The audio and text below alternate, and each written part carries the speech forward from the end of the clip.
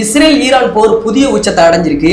அமெரிக்காவோட கிட்டத்தட்ட ஒரு ராட்சச போர் விமானம், ஒரு கப்பலுக்கு இணையான போர் விமானத்தை அடிச்சு வீழ்த்திருக்காங்க ஈரான்.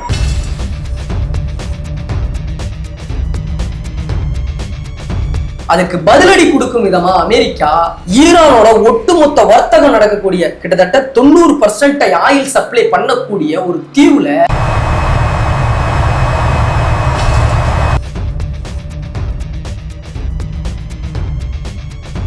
இப்ப ஈரான் என்ன சொல்றாங்கன்னா, இதே நிலை தொடர்ந்தா ஒட்டுமொத்த உலக நாடுகளோட பொருளாதாரமும் பாதிக்கப்படும் அப்படின்ற மாதிரி உலக நாடுகளுக்கு ஈரான் எச்சரிக்கை விடுத்திருக்கு.